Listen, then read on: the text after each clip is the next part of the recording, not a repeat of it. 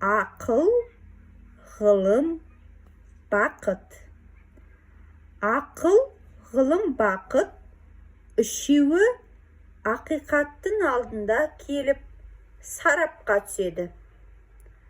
Ақиқат әрқайсысына жеке-жеке тоқтап мынадай баға беріпті. Ей бақыт, сен тұрақсызсың, орныңды таңдай білмейсің. Басына қонған жанның көзіне шел, көңіліне желік бітіресің. Күндердің күнінде лақтырып тастап кетесің. Ақылмен тізе қос, сонда көп жасайсың.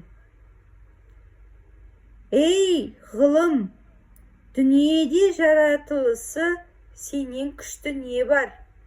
Қажет болса, қара тасты қайнатасың, сақауды сайратасың. Жоқтан бар, бардан жоқ жасайсың. 18 мың ғаламды билеп төстеуді көздеп, адамзатты кейде түзік, кейде бұзық жолға саласың. Асылы абырой алғың келсе, ақылдың етегінен ұста дейді. Ей ақыл, патшаға да пендеге де өзінен артық дос жоқ. Бір кемшілігін ашу үстіне кіріп келгенде орныңды беріп шығасың да кетесің.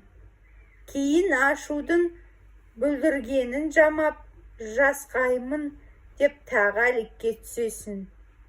Әуелден отбасында кірпік қақпай отыратынды білсе, ашу сенің үстіне кірмеген болар еді. Менің тілек батам.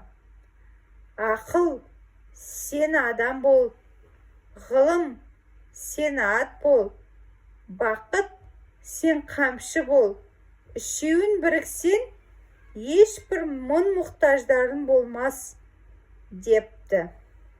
Мұнда жаңа түзік деген, адамзаттың кейде түзік деген, ол түзу, тура, дұрыс жолға, кейде бұзық жолға саласын дейді.